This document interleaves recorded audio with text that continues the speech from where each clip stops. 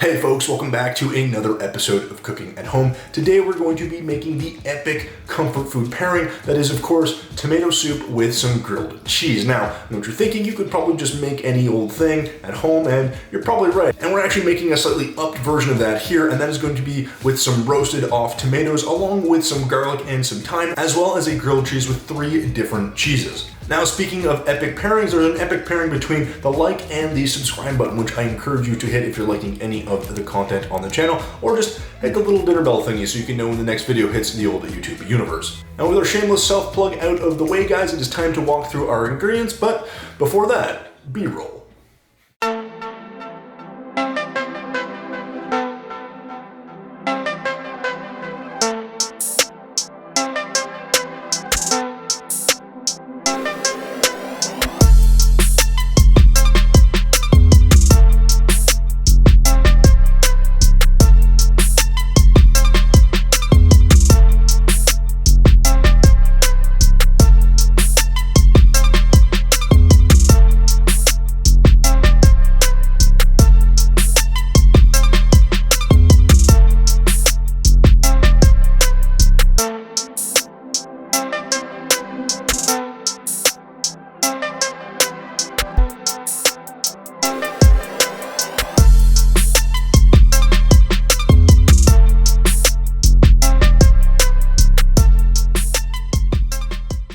Alright folks, with that melty and delicious B-roll out of the way, let's get through some of our ingredients. Now, of course, this recipe includes some fairly standard ingredients like, well, tomatoes. So go ahead and grab yourself some tomatoes. You can really use any tomato you like. I have a sort of beefsteak tomato here, I think, and anything on the vine or even cherry tomatoes is fine. So depending how much soup you're making, go ahead and stack those on high before you grab yourself some thyme. Now, again guys, if you like rosemary or you like basil, you can use those too, but thyme really has a nice flavor, and we're gonna go ahead and roast this on top of the tomatoes as well. And speaking of roasting, go ahead and grab yourself 1 head of garlic. Now, these 3 ingredients on their own will make a pretty good soup, but we're also going to kick this up a little bit with a bit of stock. So we're going to use this cube of veggie stock. You could use mushroom or chicken if you want, but veggie is the way to go. So that pretty much covers all of our ingredients for the soup. The only thing not shown here is some cayenne pepper that I decided to add last minute. You'll also want to grab yourself some kosher salt, as well as some freshly ground black pepper.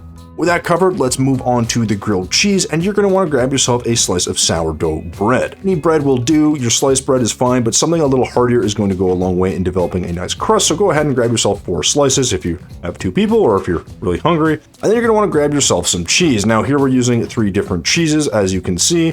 We're starting off with a sharp cheddar, about 150 grams, although in honesty, you should probably use a little bit more depending on how thick your bread is. The next cheese is going to be a mozzarella. This is going to just give us a nice kind of stretchy pull factor and add a bit of texture to the grilled cheese as well. And you could stop here, but because we want a bit more sharpness and a bit more saltiness, we're actually going to add about 50 grams to about 75 grams of shredded Parmesan cheese. And that's all you're going to need for grilled cheese, except I'm forgetting something, that is of course some butter, which you're going to slather ever so generously on your bread.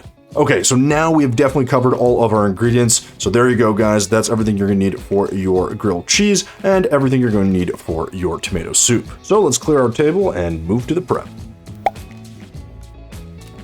So to start, go ahead and grab your tomato and just cut this in half, and then remove the stem in the middle. Now, again, guys, this is important because you do not want that hard part in the middle at all. Even though we're going to grind this up, and you could theoretically do it, I do not recommend it. So keep cutting the rest of your tomatoes in the same fashion, and then you're going to end up with a fairly large pile of halved tomatoes, just like so. So with your tomatoes perfectly sliced, go ahead and grab yourself a baking sheet and then transfer all of your tomatoes onto said sheet. So with the tomatoes all stacked and ready to go, we're just going to move this to the side quickly because we have to address our garlic. So go ahead and grab your head of garlic before taking off the top of this garlic head. Now again, guys, you want to be pretty thin here. You don't want to go too far. You should have a nice flat surface like this, perfect for roasting. So go ahead and bring that baking sheet back. Place your garlic in there as well, and then we're going to go ahead and put some olive oil on here. Now again, you guys can be pretty generous with the olive oil. You don't have to go too crazy, but you want to coat these fairly well because again, guys, this is going to be roasting in the oven. The exception is that head of garlic where you're going to use a little bit more of a heavy hand with that oil. So now it's finally time to season up, so go ahead and grab your kosher salt and sprinkle that over top, followed by about a dozen or so good cracks of that freshly ground black pepper. Now again, you could finish here, but as I mentioned earlier, you can optionally add yourself some cayenne pepper. Now, I'm using a cayenne/chipotle pepper here. Anything with a bit of spice will add a nice kick to this, and I really do like the smoky note that it brings to the soup. So go ahead and liberally pour that all over. Again, I like something with a lot of that flavor, but because we're roasting this off, you can actually afford to be a little bit more generous. In any case, you should have something that looks a little bit like this. So finally, we're just going to sprinkle a bit of our thyme on top, and you don't have to peel this off the stem, guys. You can throw this randomly wherever you want. You should have something that looks a little bit like this. So now with everything on our baking sheet and dressed up for the party, it's time to move it to a 425-degree oven for about 30 or 40 minutes.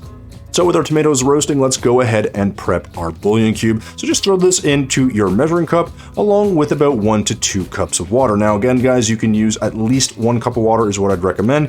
Up to 2 cups, you probably don't need more unless you're serving a very large pot of soup, but I use about 1.5 to 2 cups for mine. So go ahead and give this a quick stir, let this dissolve, and just move this off to the side, because after about 30 or 40 minutes, it is time to pull our tomatoes out of the oven, and they should look something a little bit like this. A deep, dark red color, guys. These look beautiful. You can see everything's kind of cooked down, a lot of liquid's been released, and that's exactly what we want to see. So you can remove the thyme here, guys, or put it off to the side, or use fresh thyme in the soup. You can also use this thyme leaves if you'd like, but these are roasted off pretty well, and the aroma has definitely sunken into the tomatoes. And you can see, guys, look at the juice coming off of these. This is exactly what we want to see. The thing to show off is this beautifully roasted piece of garlic, soft, aromatic, and going to be squeezed directly into our soup.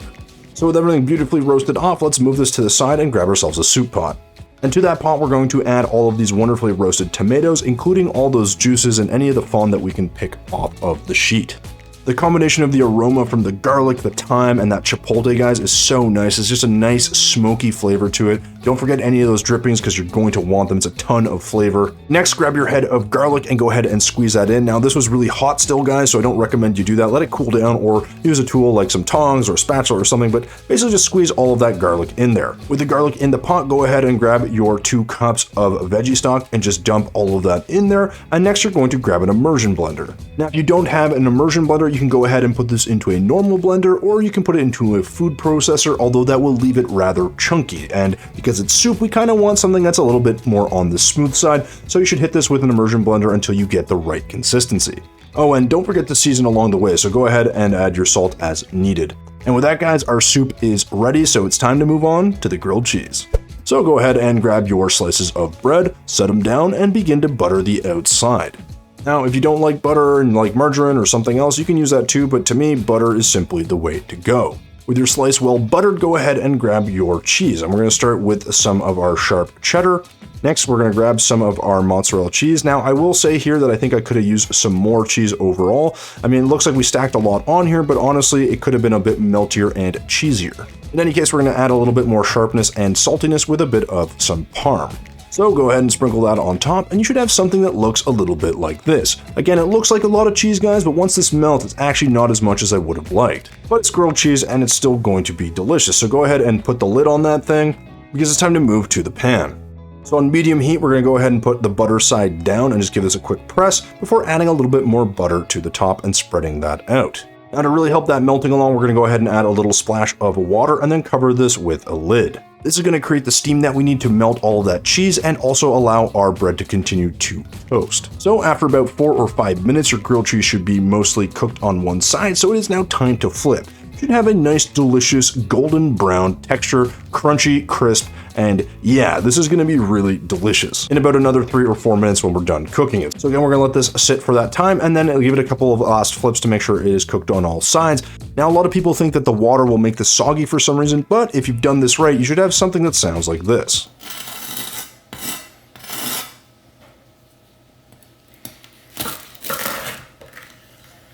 So yeah, that is a beautiful, crisp piece of grilled cheese, but it's going to go very well with some soup, which we need to now plate. So go ahead and grab yourself a nice soup bowl and begin to ladle in your tomato soup.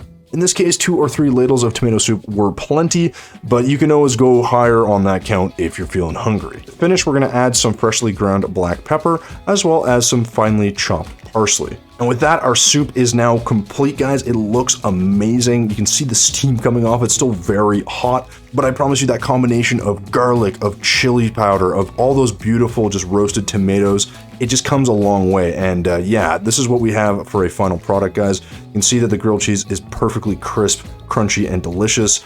And I'm not going to torture you too much, but this is really good on its own. But I think what we need to do is actually dip this into our soup, because that's the whole point of this. And this bite, guys, is definitely something I recommend you try. It is just the perfect bite on a nice cold day. And yeah, I ate all this, obviously, no problem. The soup on its own has that spice, that nice kick, and a beautiful color. And again, guys, super simple to make. Really, this whole thing only took us about 40 minutes to put together. So I do recommend you try this if you're feeling a little bit cold on a winter's day, or if you just feel like having some delicious comfort food.